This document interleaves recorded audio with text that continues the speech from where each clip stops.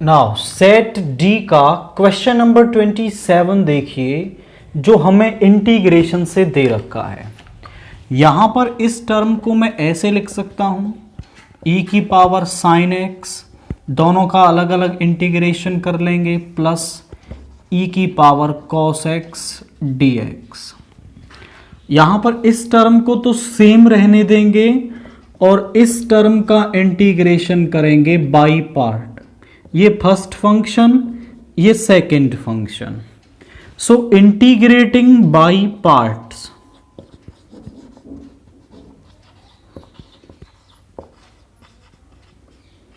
यहां पे first function same, second का इंटीग्रेशन माइनस फर्स्ट का डिफरेंशिएशन, सेकंड का इंटीग्रेशन और फिर जो होल में आता है उसका इंटीग्रेशन, और प्लस e की power x cos x dx। e की पावर x का इंटीग्रेशन e की पावर x, साइन x का डिफरेंशिएशन cos x, e की पावर x का e की पावर x प्लस e की power x cos x dx plus c। ये plus की ये माइनस की ये कैंसिल हो गए, तो यहां पर जो i है वो बराबर आ रहा है प्लस सी के। आप इसको डायरेक्ट भी कर सकते हैं, यदि ऐसा केस हो e की power x into function plus function का डिफरेंशिएशन ये हमारे पास हो, तो इसका इंटीग्रेशन आता है e की power x into function plus C. e की पावर x इंटू में फंक्शन प्लस सी। आप डायरेक्ट भी इसको लिख सकते हैं, MCQ है, दैट्स वाई। अब क्वेश्चन नंबर 28 देखिए, probability of solving a problem independently by A and B. A और बी किसी प्रॉब्लम को इंडिपेंडेंटली सॉल्व कर देते हैं, इसकी प्रोबेबिलिटी दे रखी है। If both try the problem independently, मतलब ये जो इवेंट्स हमें दे रखे हैं ये इंडिपेंडेंट इवेंट है, then the probability that the problem will be solved is, तो प्रॉब्लम सॉल्व हो जाएगी, इसकी प्रोबेबिलिटी बताइए। This is 28। Let A denotes the event that A solve the problem.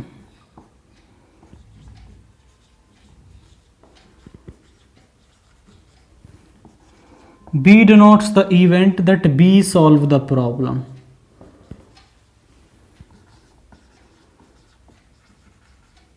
A and B are independent.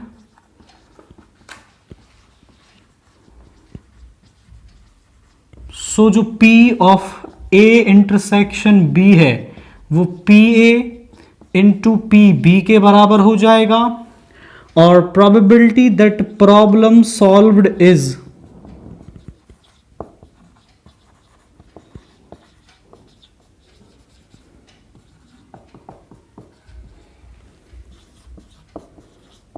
वो होगी P of A union B is equal to PA plus PB minus P A intersection B.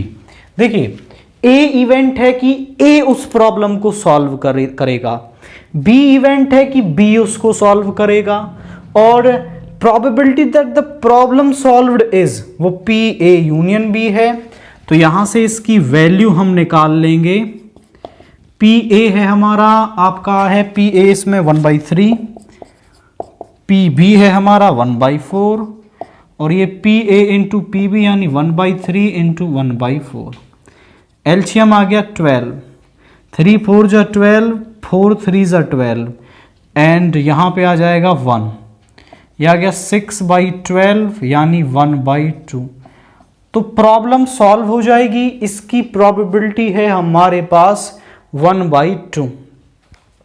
एक और तरीका आप इसमें इस्तेमाल कर सकते हैं, क्या ए इवेंट है कि वो उसको सॉल्व कर लेता है, ए नॉट हो जाएगा ए नॉट सॉल्व द प्रॉब्लम, और बी नॉट हो जाएगा, बी उसको सॉल्व ना करे। तो probability that problem solved is,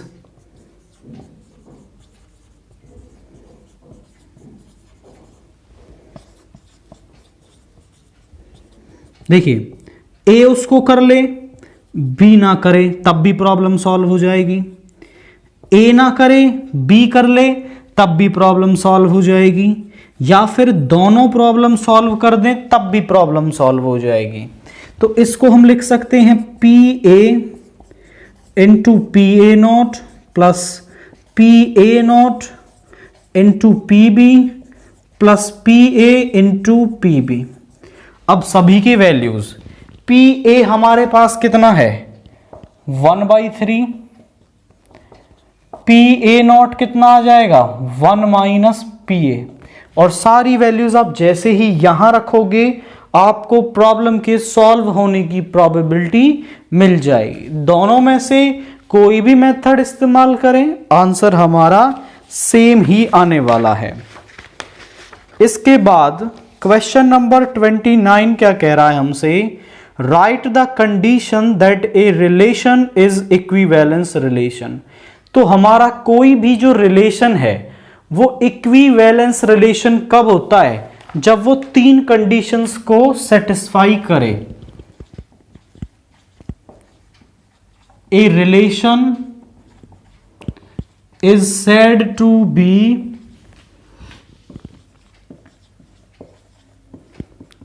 equivalence relation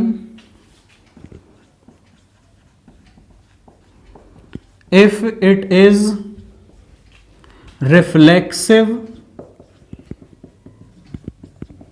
symmetric and transitive। अगर कोई रिलेशन रिफ्लेक्सिव भी है हमारा, सिमेट्रिक भी है एंड ट्रांजिटिव भी है, तो ऐसे रिलेशन को हम क्या कहते हैं, इक्विवेलेंस रिलेशन कहते हैं। इसके बाद क्वेश्चन नंबर 30 में हमें प्रिंसिपल वैल्यू निकालनी है। इसकी जो प्रिंसिपल वैल्यू आएगी वो हमें निकालनी है। तो जरा देखिए कैसे निकालेंगे। भाई cos 1/2 किस पर होता है, cos 1/2 होता है हमारा दैट इज cos 60 पर। तो 1/2 को मैं cos π/3 लिख सकता हूं। और sin 1/2 किस पर होता है, sin 1/2 होता है 30 पर। तो इसे sin π/6 लिख सकते हैं। cos इनवर्स से cos π/3 और यहां पे sin से sin π/6। तो यहां आ गया π/3 प्लस π/3, यानी कि हमारे पास आ रहा है 2π/3। तो इस पूरी टर्म को सॉल्व करने पर वैल्यू हमारे पास आ रही है 2π/3। इसके बाद क्वेश्चन नंबर 31 हमसे क्या कह रहा है, दो डिटर्मिनेंट्स हमें दे रखे हैं 3x 5 1x is equal to 2 0 -1 2। दोनों को सॉल्व करके x की वैल्यू हमें निकालनी है। तो यहां हो जाएगा 3x square -5 is equal to 2 2 4 -0। इसको इधर ले जाएंगे, 3x square is equal to 9। 3 से 3 टाइम्स स्क्वायर इधर जाएगा तो प्लस माइनस √3। तो जो x की वैल्यू है हमारे पास वो यहां पर प्लस माइनस √3 आ रही है। केवल इसे सॉल्व करें और x के रूट को इधर ले जाएंगे तो x की वैल्यू हमें यहां पर मिल जाएगी।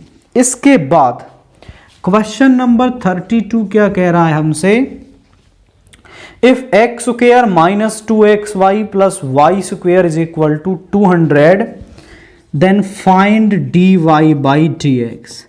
हमें ये क्या है, आपका एक इम्प्लिसिट फंक्शन दे रखा है। इम्प्लिसिट फंक्शन कौन से होते हैं, जिनमें x और y को सेपरेट ना किया जा सके, ऐसे फंक्शंस को हम इम्प्लिसिट फंक्शन बोलते हैं। और इसमें आप y को सेपरेट नहीं कर पाएंगे तो यहीं पर हम इसका क्या कर देंगे, डिफरेंशिएशन कर देंगे। और फिर dy बाई dx वाली टर्म को एक तरफ और बाकी टर्म को एक तरफ ले जाएंगे और फिर वहां से हमें dy बाई dx की वैल्यू मिल जाएगी। So differentiating on both side with respect to x, तो एक्स स्क्वायर का हो गया 2x माइनस 2। इन दोनों में प्रोडक्ट रूल लगेगा, x सेम y का dy by d x, y same x का 1 और y स्क्वायर का 2y dy by d x is equal to 0। पूरी टर्म में से 2 कॉमन ले सकते हैं और वो इधर जाके 0 हो जाएगा।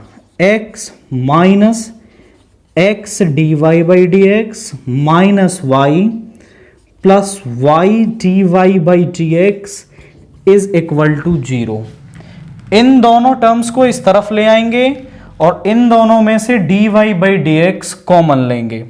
तो यहां देखिए क्या बनेगा, ये इधर जाके माइनस का और ये प्लस का, यानी माइनस एक्स प्लस वाई। दोनों में से d y by d x common लेंगे तो यहां बचेगा माइनस का x प्लस का y, दोनों सेम टर्म कैंसिल हो जाएंगी।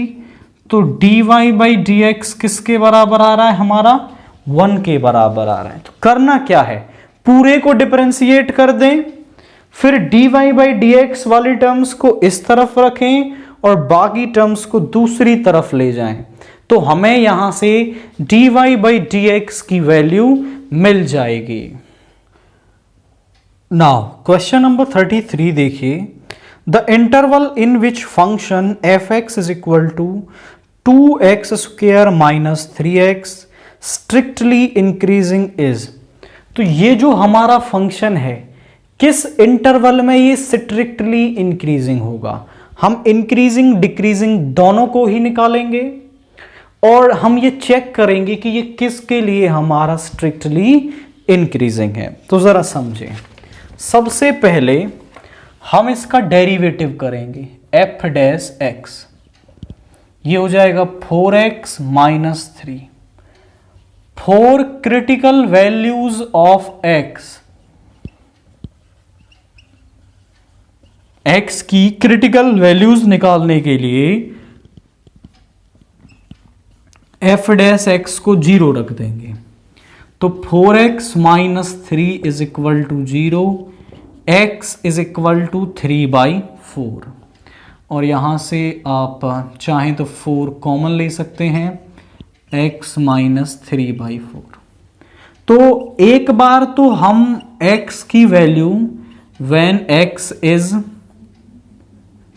लेस देन 3/4, यानी कि जब x एक बार तो हम 3/4 से छोटा लेंगे और 3/4 से बड़ा लेंगे। जब x 3/4 से छोटा है तब देखो 4 तो पॉजिटिव ही रहेगा, पॉजिटिव नंबर है। 3/4 से छोटा आएगा तो यहां पर कोई भी छोटी वैल्यू आएगी, ये 3/4 है, ये माइनस का वो प्लस का, तो सिंबल नेगेटिव आ जाएगा, मतलब अंदर से नेगेटिव वैल्यू आएगी। तो टोटल में हो गया negative, which means less than 0। अगर F dash X less than 0 है so F x is strictly decreasing, strictly decreasing in, कहां से कहां तक डिक्रीजिंग होगा आपका, -∞ to 3/4। फिर हम x को 3/4 से बढ़ा लेंगे when x is greater than 3/4, तो f डैश x क्या होगा, बाहर वाला 4 तो पॉजिटिव और ये 3/4 से बड़ा हो गया, तो 3/4 को सब्ट्रैक्ट करेंगे उसमें से तो वैल्यू पॉजिटिव आएगी, यानी ग्रेटर देन 0। तो f डैश x यदि ग्रेटर देन 0 है तो हमारा फंक्शन स्ट्रिक्टली इंक्रीजिंग होगा। So F x is strictly increasing in 3/4 से बड़ा और कहां तक, पॉजिटिव इंफिनिटी तक। तो f डैश x यदि लेस देन 0 आ रहा है तो फंक्शन स्ट्रिक्टली डिक्रीजिंग, और ग्रेटर देन 0 है तो फंक्शन जो है वो स्ट्रिक्टली इंक्रीजिंग होगा। तो वो हमसे इंक्रीजिंग पूछ रहा था, ऑप्शन बी को आप इसके अंदर टिक कर देंगे। इसके बाद क्वेश्चन नंबर 34 को देखिए। हमें क्या करना है, एक इंटीग्रेशन फाइंड आउट करना है 0 to pi cos cube x dx। अब cos क्यूब x का सीधा कोई फॉर्मूला तो होता नहीं है इंटीग्रेशन का, बट हम इसको चेंज कर सकते हैं with the help of formula. वो क्या है, cos 3x का फॉर्मूला होता है 4 cos cube x minus 3 cos x। इसको इधर ले आइए तो यहां आ जाएगा 4 cos cube x is equal to cos 3x plus 3 cos x, और 4 आ जाएगा यहां से डिवाइड में। तो cos क्यूब x को हम ये वाली वैल्यू यहां पर लिख सकते हैं, तो 0 to pi cos 3x plus 3 cos x dx। 1/4 यहां पे आ गया, cos 3x का इंटीग्रेशन होगा sin 3x, और इस एंगल का डिफरेंशिएशन नीचे, प्लस 3 sin x, और लिमिट है 0 to पाई। 1/4 तो बाहर है, यहां पर अपर लिमिट यानी कि sin 3 pi over 3 plus 3 sin pi minus sin 0/3 plus 3 sin 0। अब देखिए sin 0 भी 0 होता है, और sin n पाई यानी sin पाई, sin 2 पाई, sin 3 पाई सभी की वैल्यू 0 होती है। तो ये पूरा भी 0, ये भी 0, तो यहां आया 1/4, 0 माइनस 0 इज 0। तो पूरी टर्म का जो आंसर है वो किसके बराबर आ रहा है, 0 के, यानी इस पूरी टर्म का इंटीग्रेशन 0 आ रहा है हमारा। इसके बाद क्वेश्चन नंबर 35 भी हमें इंटीग्रेशन से ही दे रखा है, जो है 0 to 1 2x upon 1 plus x square dx। ये तो क्वाइट सिंपल क्वेश्चन है, आप समझें, नीचे फंक्शन उसका डिफरेंशिएशन ऊपर। तो यदि ऐसा केस आए, ऊपर फंक्शन का डिफरेंशिएशन और नीचे फंक्शन, वो किसके बराबर होता है, लॉग में आ जाता है वो फंक्शन प्लस c। क्योंकि ये डेफिनेट इंटीग्रल है तो c नहीं आएगा, और यहां पे क्या आ जाएगा, log 1 plus x square 0 to 1 upper limit minus lower limit. x की जगह 1 रखेंगे तो यहां आ जाएगा log 2 माइनस, और यहां पे आ जाएगा log 1। अब क्योंकि log 1 0 होता है तो यहां पे आ गया log 2। तो इस पूरे इंटीग्रांड को सॉल्व करने पर वैल्यू हमारे पास आ रही है log 2 आपकी। अब इसके बाद यहां पर एक बढ़िया क्वेश्चन हमें एरिया वाले पार्ट से दे रखा है। Find the area bounded by the curve y is equal to cos x between x is equal to 0 to pi. अब इसके लिए cos x का ग्राफ देखें आप। cos x cos 0 पर क्या होता है 1, तो यहां से शुरू होगा, ये पॉइंट है π/2 और ये पॉइंट है हमारा यहां पर पाई। इस पूरी टर्म का एरिया हमें निकालना है। तो यहां पर तो y पॉजिटिव है और यहां पर y नेगेटिव है, तो हमें लिमिट्स को इसके अंदर ब्रेक करना पड़ेगा। तो हमें एरिया निकालना था 0 to pi cos x dx। इसको हम ब्रेक कर रहे हैं 0 to पाई बाई 2। 0 से जब पाई बाई 2 चल रहे हैं तो y हमारा क्या है यहां पर पॉजिटिव, यानी cos x dx प्लस जब पाई बाई 2 से पाई जाएंगे तो y हमारा नेगेटिव भी हो सकता है, सॉरी नेगेटिव ही रहेगा। यहां पर जो y है वो नेगेटिव रहेगा तो माइनस cos x हो गया। यहां से जो एरिया है वो नेगेटिव आ सकता है, तो area can not be negative, इसीलिए हम इसका मॉड्यूलस यहां पर ले लेंगे। तो यहां पे cos x का integration sin x 0 to pi by 2, और यहां पे हो जाएगा माइनस का sin x 0 to pi by 2 और इसका मॉड्यूलस। यहां पे आ गया sin pi by 2 minus sin 0 plus यहां पे है माइनस का sin पाई बाई 2 और माइनस माइनस प्लस 0। यहां पे sin पाई बाई 2 इज 1, ये माइनस का 1 है और ये 0, -1 + 0 इज -1 और इसका मॉड्यूलस आ जाएगा 1, तो 2 स्क्वायर यूनिट्स। हमारे पास इसका एरिया क्या आ रहा है 2 स्क्वायर यूनिट्स आ रहा है।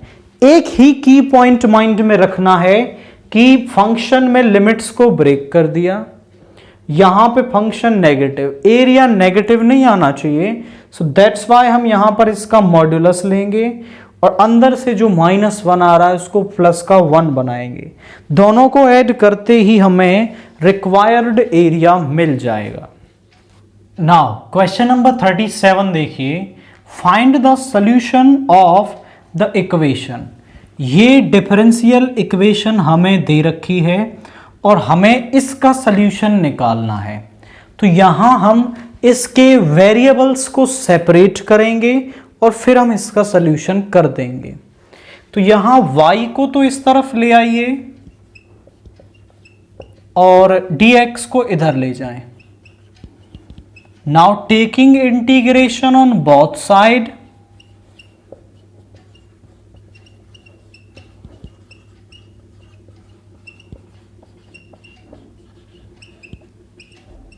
यहां पे आ जाएगा dy over y tan x dx, 1/y का इंटीग्रेशन log y और tan x का log sec x, और जब सभी log में आ रहे हैं तो कांस्टेंट को भी हम log में ले लेंगे। log m प्लस n किसके बराबर होता है log mn के, और यहां पर है log y। log से log कैंसिल हो जाएगा या दोनों तरफ e की पावर में ले लेंगे तो e से log दोनों तरफ कैंसिल हो जाएगा, ऐसा भी आप कह सकते हैं। So y is equal to c sec x, ये क्या है हमारा विच इज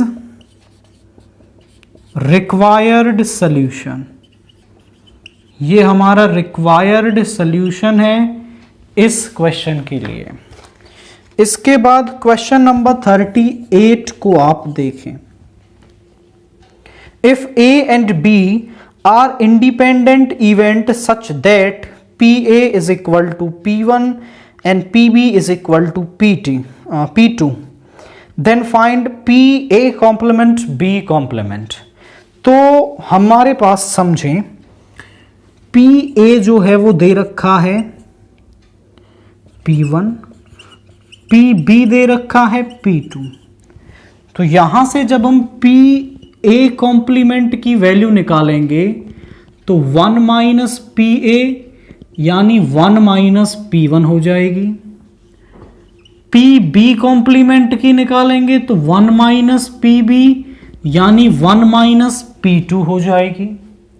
और क्योंकि A और B जो है हमारे वो इंडिपेंडेंट इवेंट है, A and B are independent event,